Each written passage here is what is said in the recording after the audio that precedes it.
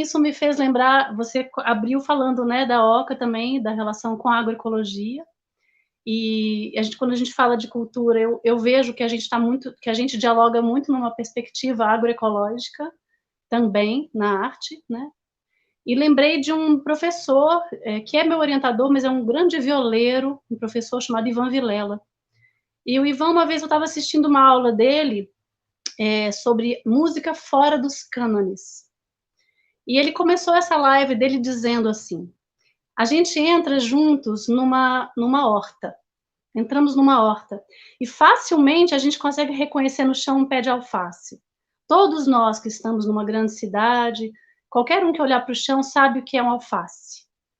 Uma folha de couve, né? Alguns vegetais, alguns alimentos que estão cotidianamente no self-service das cidades, que estão na maior parte das prateleiras do Por sultão. favor, Eu tava estava legal. falando que cresceu uma coisa entre o alface e a couve, não contei? Sim, sim. Pois é, que você não vai chamar de mato, vai? Acredito que não. Foi uma, foi uma pergunta? É uma pergunta.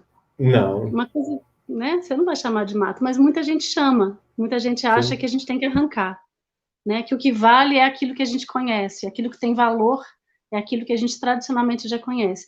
Mas ali era uma azedinha, era o caruru que cresceu ali, né? E então o que a gente desconhece, a gente não entende o valor, né? Não reconhece o valor e tende a descartar, né? E com a cultura acontece exatamente a mesma coisa.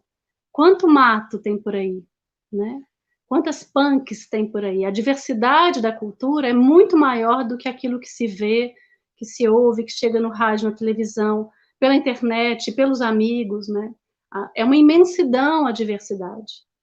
E eu cantei um canto de lavadeira, como que isso chega na gente, né? Um canto um canto que não é só de lavadeira, é uma canção de niná, é um canto que é um pouco português, é um pouco brasileiro, que você vai encontrar por vários lugares do Brasil, de formas um pouco diferentes, com letras que variam muito, ou com melodias muito diferentes também, né? Como que isso transita por vários lugares, chega na gente, é claro, através de uma versão, uma informação, mas são esses cantos que são também parte da nossa diversidade e que a gente não entende o valor artístico, o valor estético, porque estão distantes, né? Estão na área rural, então, né, a relação entre cultura popular e a alta cultura, né?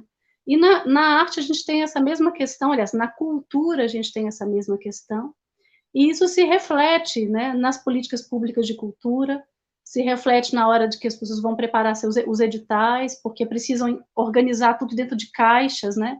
Então você vai preencher um formulário, alguém pergunta que tipo de música você faz, né?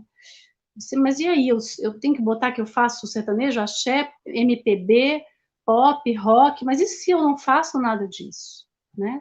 E aí também tem aí a categoria caixinha, folclore, né, ou cultura popular, né? E as coisas estão absolutamente mescladas, né? A gente tem indígenas que gravam disco, né? A gente tem hoje uma diversidade também dessa relação, né, de contato com a mídia, com o público, com a internet, a difusão de repertórios, né? E eu acho que a Lab conseguiu minimamente em Minas Gerais fazer assim, abraçar um pouco mais essa diversidade que estava distante dessas possibilidades econômicas. A gente também teve uma coisa muito positiva com a Lab, que a gente perdeu muito com essa questão das empresas decidirem o que patrocinar, e, portanto, elas preferem só o alface ou a couve. É muito difícil convencer uma grande empresa a patrocinar alguma coisa que não esteja no mercado, que não tem uma visibilidade. Então, isso fica renegado aos espaços de fundo, né, e não de incentivo. E a Lab foi um grande fundo, né, foi um fundão, não teve empresa envolvida, o dinheiro foi distribuído diretamente, né, e pôde alcançar muita gente que não consegue bater na porta de uma empresa. Com muitas falhas, com muitas dificuldades, foi muito desafiador para todo mundo, para os municípios, para quem estava propondo projetos, para o poder público de todos os lugares, né, do estado, de todos os estados do Brasil, teve várias dificuldades em vários lugares. Eu acompanhei como parecerista a lei em outros estados, e vi que a gente aqui em Minas Gerais estava até melhorzinho nas nossas condições, né? Mas acredito que a gente precisa caminhar nesse olhar diverso, né? No entendimento de como fazer recursos chegarem em todas as áreas da cultura, e talvez a Lab seja, né, mostrou para a gente o quanto é valioso, o quanto é interessante que o Estado possa colocar diretamente o recurso na mão das pessoas, dos protagonistas da cultura, né, ao invés desse filtro do empresário, que se torna o grande curador de cultura, né, o que as pessoas vão ter acesso é definido pelas empresas, e mesmo assim apenas empresas grandes, porque é difícil ser patrocinador também. Uma empresa pequena não consegue recurso suficiente para o patrocínio via lei de incentivo, né?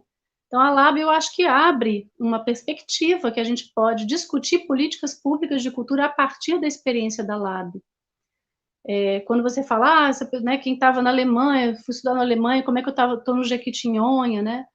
Eu acho que é isso, assim, tem alface, tem couve, tem as minhas punks maravilhosas, e eu acho que não existe diferença, assim, né, em relação às importâncias que se dá, né, ao que eu faço cantando bar, cantando, né, assim, música italiana do século XIV, como você viu aí que eu gravei esse disco, e aquilo que eu vejo no Jequitinhonha, assim, que é a nossa música antiga também, né, assim, o que vem de tradição oral também é a nossa relação de música como história, né?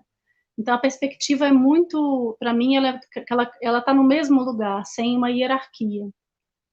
Por isso, talvez eu tenha, né, assim, entrado com tanta tranquilidade nisso.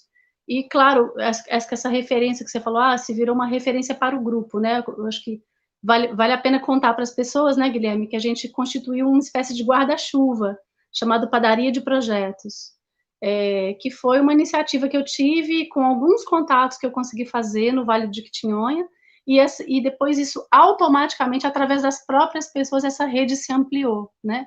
E a gente criou um grupo, assim, uma cooperativa, né, para que a gente se ajudasse a construir os projetos, né, as propostas para a Lab, e todo o processo burocrático necessário para isso, inclusive o tal do cadastro no SEI, né, que era uma obrigação e que era a parte mais complexa, e exigia uma documentação, tudo muito específico, assinaturazinha, papelzinho, documento, tal, preenchimento de formulário. E a gente, se não fosse essa força-tarefa, não sei como que isso teria chegado nas comunidades, nos grupos tradicionais, artesãos, né, os artistas do interior. Então, o que a gente fez, na verdade, foi constituir a perspectiva que a agroecologia também tem, que é o trabalho em rede, né? Não adianta um produtor solitário, sozinho, querer alcançar um espaço, por exemplo, ter logística, né, para comercialização, né? Quer dizer, se fortalece quando a gente, em rede, compartilha informação, compartilha ajuda, e a gente percebe que, nessa mesma perspectiva, estamos contra um mercado hegemônico, tentando, né, se fortalecer uns com os outros. Então, a Lab é um aprendizado também desse processo. Acho que, para além da Lab, permanecem também esses espaços né, de ajuda, de cooperação, para que a gente possa construir outras coisas dentro das políticas públicas de cultura.